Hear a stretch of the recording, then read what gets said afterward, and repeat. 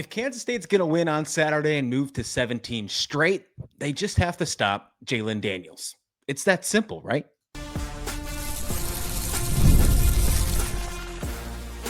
You are Locked On Kansas State, your daily podcast on the Kansas State Wildcats, part of the Locked On Podcast Network, your team every day. Yes, welcome on into Locked On Kansas State, your daily Kansas State Wildcats podcast. I'm your host, Christian Rao, and thank you so much for making Locked On Kansas State your first listen every single day. Welcome back to my everydayers. Today's episode is brought to you by Mazda. Like our players, we sweat every detail because when you make every move count, pulling off the unexpected is only the beginning. Stay tuned later for highlights in this week's Moving the Game Forward. Mazda, move and be moved. We're going to get into the thoughts that we heard from both coordinators and Joel Klanderman and Matt Wells, and then I'm going to give you my final prediction and see if Kansas State can also continue the streak to go to 17. Can it happen? I think so. I am leaning towards that one. That's why I said in the crossover yesterday with Derek Johnson. I'm going to let you know if that changed at all on this show. Let's dive right into it. Lots of stuff to talk about on this episode. If you haven't already, hit that subscribe button, bringing you Wildcat coverage like no one else every single day. Part of the Locked On Podcast Network, your team every day. Can Kansas State's defense stay disciplined enough to slow down the most diverse offense in the Big 12? I think that's a pretty fair assessment to say that about Kansas. I think they are very diverse, and the diversity of this offense is something that Joe Klanderman talked about. It's actually what one of the media members brought up. So it's not just something that the coaching staff is discussing. It's a media narrative that KU has a very diverse offense. And I think that that's the toughest thing to stop. And when you are looking at how Kansas State's defense has acted all season long, can they handle some of that tough in-your-face running defense? Well, not really. That hasn't always been the case, at least especially early in the season. But also you're looking at a team that can throw the football, but also has been prone in the past to make turnovers, something that I think you're coming at the right time with Kansas State after their performance against TCU. If you think there's going to be turnovers in this game, and if you think the Jayhawks are going to give up a couple of them, then I think this is the best time for you to have the Sunflower Showdown based off last week's game against TCU. With no Tobi Osunsanmi, though, we've heard this week that he is officially out for the season. There was kind of like some rumblings on the broadcast against TCU that was heard. We also heard a couple weeks back that it was going to be just a few weeks. No, it is official. He's out for the rest of the year. Is that going to be a problem? Yeah, I mean, it would be a perfect fit. Joel Klanderman said he'd be a perfect fit for this game, trying to slow down Jalon Daniels, but I also am going to say not so fast, because the way that he started discussing of other players, it gets me a little bit more excited, optimistic about this defensive line. The loss of Tobi hurts. There's no doubt about that. He's arguably the best player on the defensive line, one of the best pass rushers, not only for Kansas State, but has shown to be one of the better pass rushers in the Big 12 over the last couple seasons. But, I think although it's going to sting against, especially a mobile quarterback like Daniels, I think they still have enough to be able to stop containment, to have edge discipline, and I think they'll be able to cover that narrative. The biggest things that I will like to see from, and Joe Klanderman brought up these names up as well, of who's going to step forward. Ryan Davis was the big name that was popped up, and we heard about Ryan Davis and his name kind of emerge onto the scene at media days in the fall, right before the season began, and then some injuries happened. Bad luck talking about media days when it comes to the football team, and then injuries happen. We heard that with Ryan Davis, and we also heard it with George Fitzpatrick, who have yet to see as well, and he is also out on this week's availability report. But back to the defense, Ryan Davis slowly regaining his form after injuries. That's what the defensive coordinator Klanderman says. He says he's tough as nails and he's capable of winning one-on-ones. So I think he's expecting to maybe see him step up with the loss of Tobi.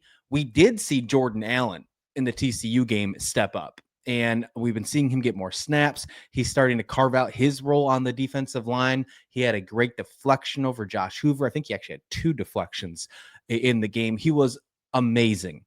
Can he continue that momentum against the Kansas Jayhawks and Lawrence. That's yet to be determined, but having Davis and Allen step up in the light of missing Tobi will be absolutely huge. He also brought up this name that I want to bring up, Dalton Knapp, a true freshman.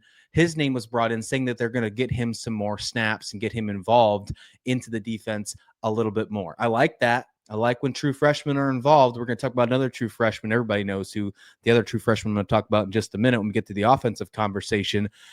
But we are getting more of the younger players ready to go this week. And this is one of those players, it sounds like, that Chris Kleiman discussed on Monday, saying when they were trying to build up the bye week, they were working on what they call developmental reps, where they are working on some of these younger players to get ready to go. It sounds like Dalton Knapp, the true freshman, is one of those players that is going to get maybe one of the first looks after this bye week. Joe Klanderman said, quote, he's not ready to be an every down guy, but can help on third downs. Fine by me.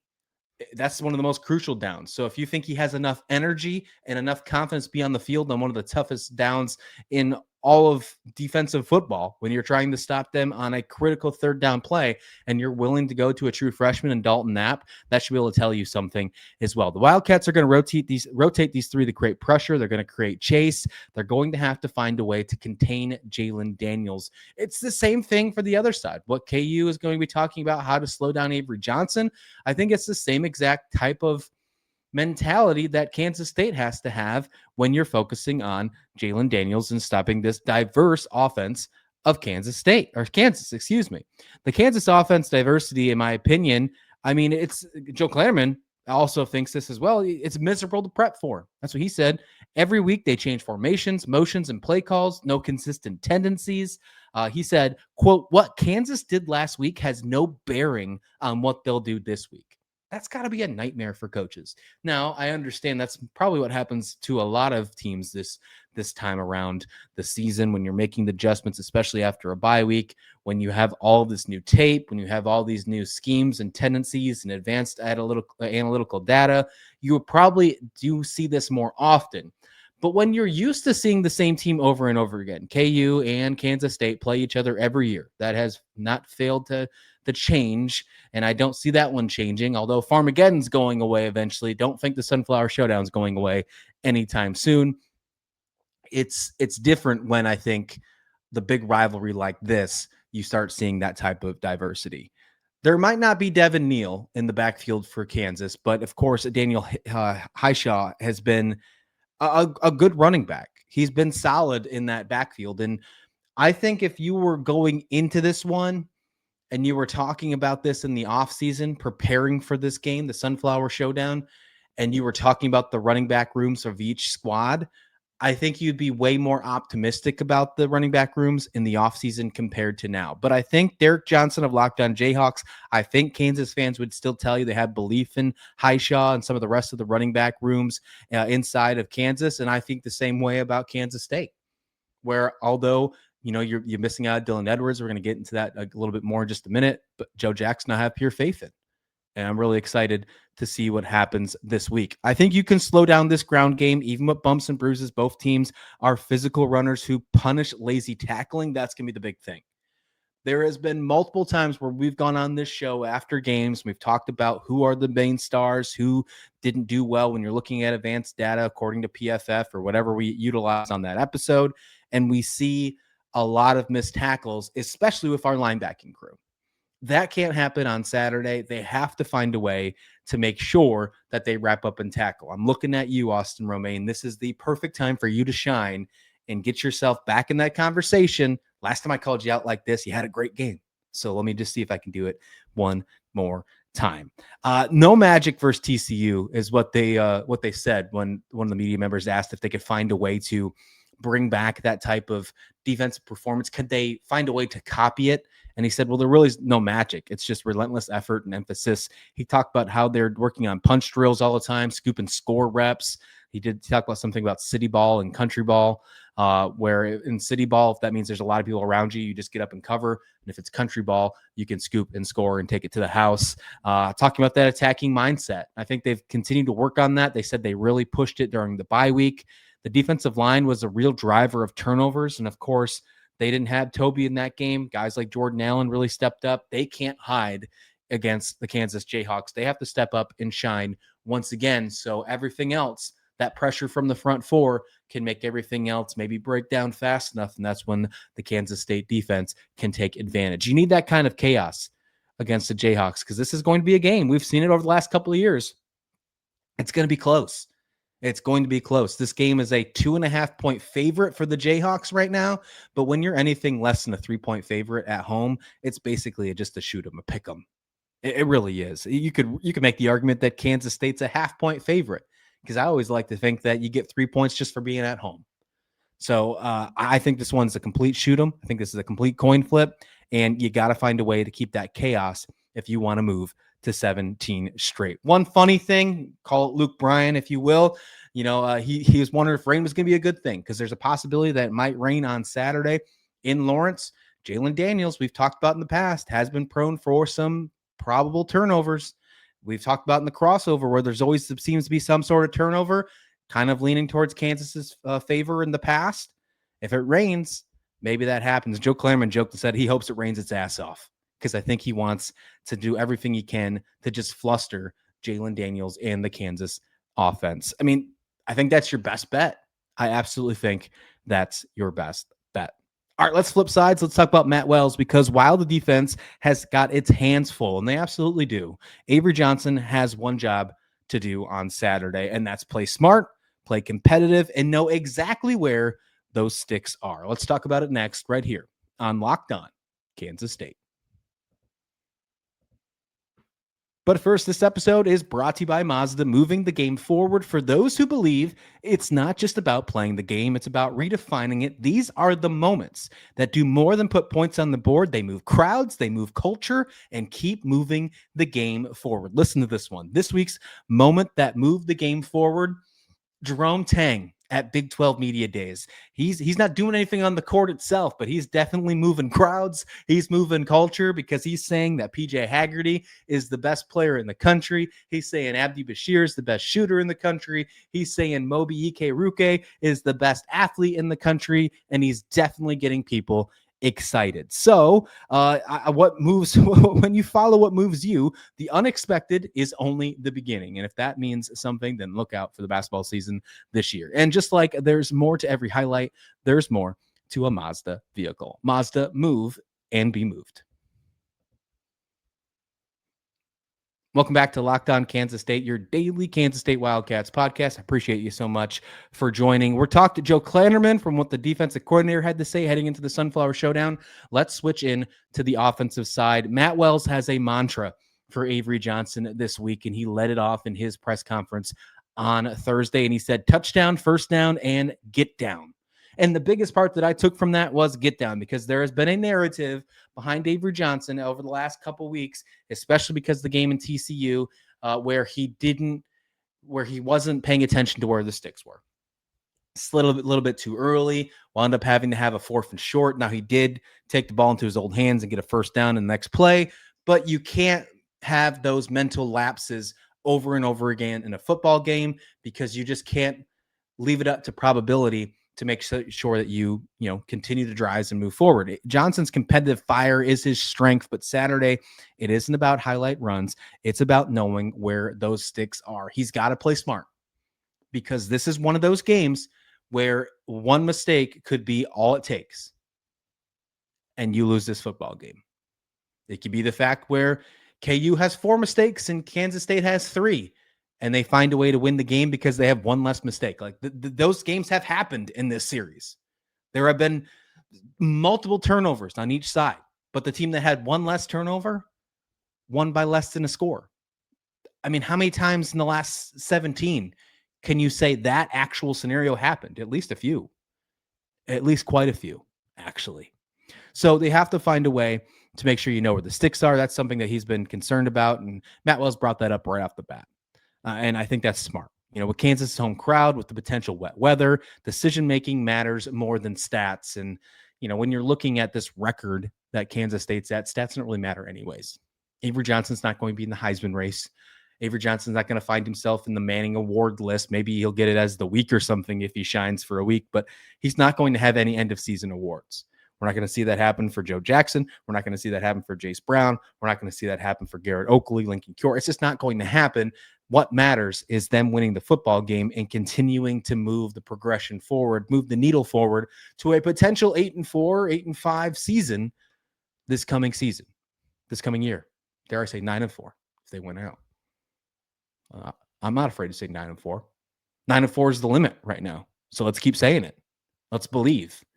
Leadership in the trenches is another thing that Matt Wells brought up. And he gave a nod to Sam Heck. He said he deserves a nod. He praised his communication, his calmness under pressure. He's seen everything and keeps Avery and the O-line in sync. And this has been an offensive line that it's been a polarizing conversation about them this year.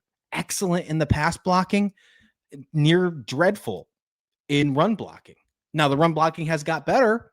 The pass blocking has stayed elite. So they are becoming a better unit when you still have your ceiling at your pass blocking being where it's at, and then your stats that have been lagging early in the year starting to catch up to it. Nowhere close to where the pass blocking numbers are, but still better. You're getting better. That's good. And I think it all starts with a guy like Sam Heck, who Chris Kleiman said at the beginning of the season is one of the most underrated offensive linemen in the country. And I still think that's true. And hopefully that doesn't hurt his draft stock, because I do think he has NFL level talent. I think we will see him in the NFL, but maybe because he's so underrated, unless he shines in a combine or something like that, because he absolutely could. He could shock people when it comes to those type of performances. It might mean that he is a later day pick, and we don't want to see that. We want to see Sam Heck make some money at the next level. His improvement's been huge, though, especially in crowd noise on the road, and that is a perfect time to bring that up, because he's going to have to deal with that in Lawrence. It's going to be a really loud game. Weather's not going to slow down the crowd. It's not going to happen. Already heard it's a sold-out game. We'll see how the capacity is. We'll see if it's more KU, more K-State. We'll see just how close it is. We'll see if it's even remotely close to 50-50. If that is, that's an absolute shock, by the way. Anytime it's a 50-50 home and away game, like, that's just outrageous, and the away team always wins. You don't ever want to see that. But if any team could do that, it's the fans of Manhattan. It's the fans of Kansas State.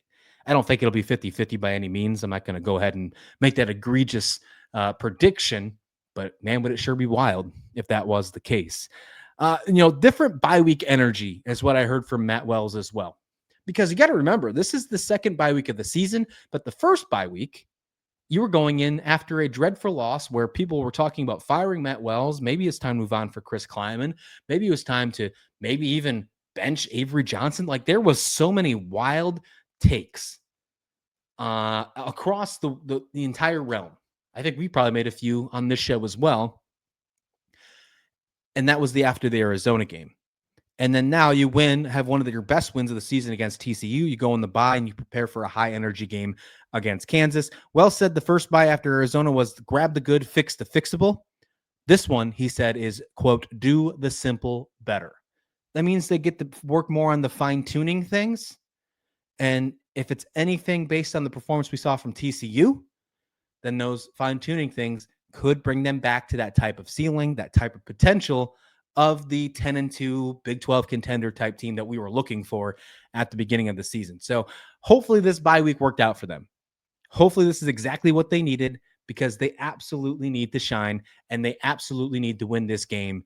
Because if they don't, not only does the season get flipped on its head, this rivalry gets flipped on its head. With the fact of all the money moving into the program for Kansas and Lawrence, with the fact that they said they're not going to just push that towards the basketball program, they are going to be competitive on the football field, something that has gave Kansas State a competitive advantage in athletics for almost 2 decades now. If you win just one, and dare I say this one, because of the timing, the rivalry is flipped on its head.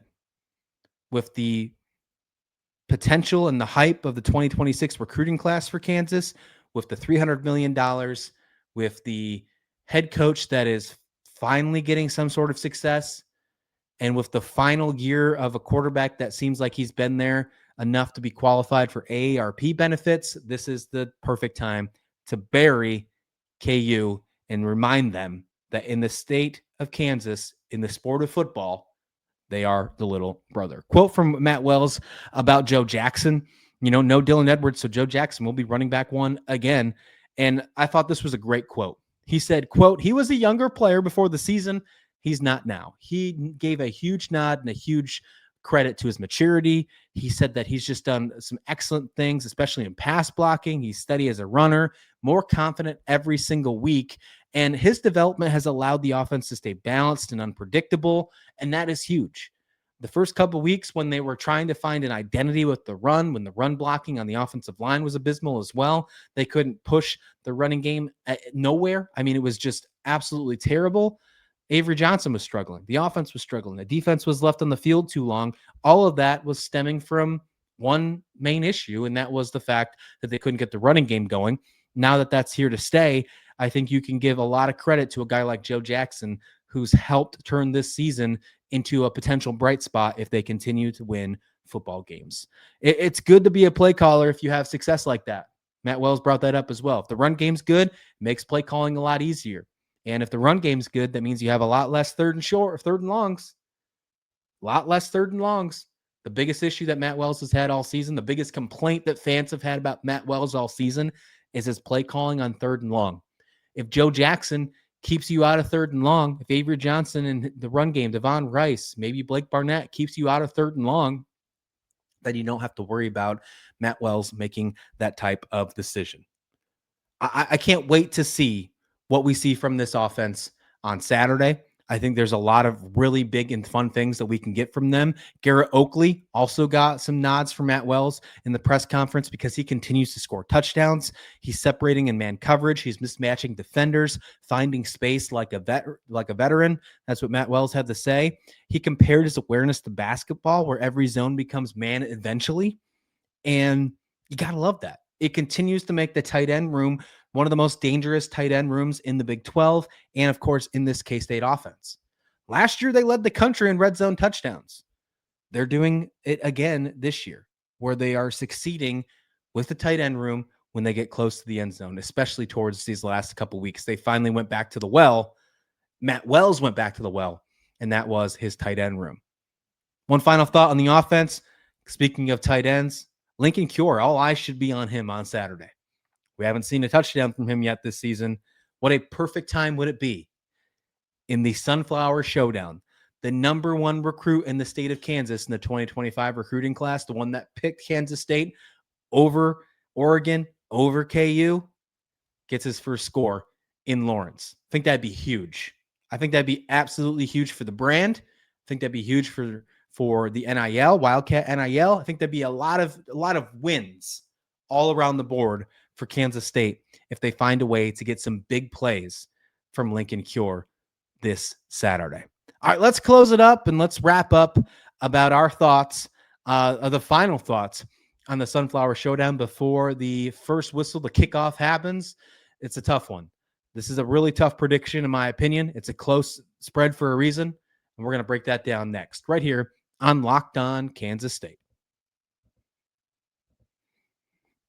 But it's almost the weekend, and it's time to look back and crown this week's MVP on Who Delivered, powered by DoorDash. Just like you can win every Saturday with DoorDash Streaks, saving more every time you order, these players delivered when it mattered most. Let's break it down. Desmond Purnell, definitely the guy who delivered that past week against TCU. 2 interceptions, 1 for a pick 6. He did what needed to be done, and hopefully that defense can carry that momentum and get that type of K-State defense that we've been looking for all season long to head to Lawrence with high energy, high confidence, and leave with a victory for the 17th straight time in the Sunflower Showdown. So just like Desmond Purnell delivered for Kansas State against TCU, DoorDash delivers you Saturdays with DoorDash Streaks. You save every Saturday you order, stack it up all season, and you could save up to $250, including $100 in DoorDash credits. Order this Saturday. Keep the streak alive. Fuel your game day only with DoorDash. Terms apply. Promo period through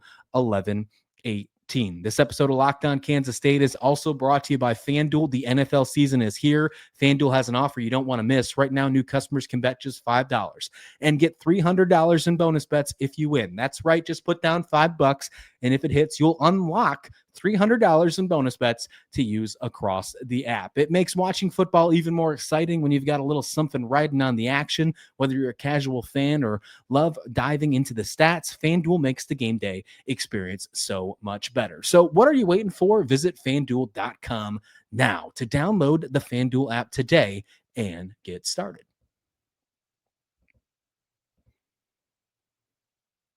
All right, let's dig into it. Final predictions here on Locked On Kansas State. Drop your takes as well. I want to hear your score predictions. Put them in the comments. Let me know. And I want to get score prediction and I want game MVP.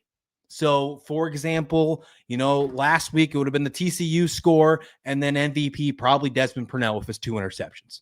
So give me that. Give me your boldest takes. Give me your score predictions. Give your MVP. Drop that all in the comment description below. Hit that like and subscribe button while you're there as well. Helps the algorithm. Let's show that we're the better state of Kansas football team. We're low on subscribers compared to Jayhawks. They've been around a little bit longer. We have a better growing one. We've been growing at a faster rate. Let's show them and let's continue that here on Locked On Kansas State. I don't think I'm changing my score. I was looking at it and I was trying to think about it. Kansas is still a 2.5-point favorite, but on yesterday's crossover with Derek Johnson of Locked On Jayhawks, he went with a 34-31 Kansas win. He thinks it's going to be a field goal win by KU. I think Kansas State wins 30-27. I think they still only win by 3. I think special teams is going to play a big part in this. I think the defense is going to have to find a way to step up and stop Jalon Daniels. I don't think they're going to be able to stop him completely. I think this is going to be a tough game. I 100% do. I think there's going to be a pretty decently high-scoring game. I think that this is the lowest the score goes. I'd be shocked if it's any lower than 57. So the over right now, over-under is set at 56.5. I do agree with what Derek Johnson said on the crossover yesterday, that if I was going to play anything, now this is not financial advice, but if I was going to play anything, I would play the over. I'm not in this one. I'm staying away from this game. Usually when I play, I must jinx it. They must find when Christian Rao plays and says, oh, he took Kansas State, let's let the other team win. So I'm not playing this one. So there you go. Have faith. But I would probably slam the over if I had to play that one, just because I have them at 30-27. That's 57 points, just over the over. And I don't think the score gets any lower. I think that there's more of a higher predictability of that going to 37-30 or 37-34 in favor of Kansas State compared to 21-20 or something like that. I think this game's going to be a little high scoring. I think Kansas State finds a way to win. I think there's going to be turnovers on both sides, but I think at the end of the day, Kansas State's defense is going to step up. If I had to put a guess on it, I think there's going to be 3 total turnovers in this game. 1 from Kansas State, 2 from KU. And I think that 1 extra turnover is going to be exactly what it is that gets Kansas State the ball last and gets them to win the football game, 30-27. So let me know your thoughts in the comment description below. I would always love to hear your thoughts, as always, here on Locked On Kansas State. Do you think that's a good score, 30-27? Do you think it's going to be as close as it has been the last couple of years, like I do? I heard a couple comments already thinking that there's going to be a blowout in favor of Kansas State. It's been popping on some of our most recent videos. So let me know your thoughts in the comment description below. Always like you to do that for sure. For your second listen of the day, check out Locked On College Football. If you want to check out the enemy, check out Locked On Jayhawks. Derek Johnson is covering it and breaking it down. He's got his predictions. Maybe he changed his thoughts on Friday. I'm doubting it, though. He seems like a pretty stand-up dude. So you can check that out as well for your second listen of the day. Thank you so much for listening. Please like the video. Please subscribe. And this has been Locked On Kansas State.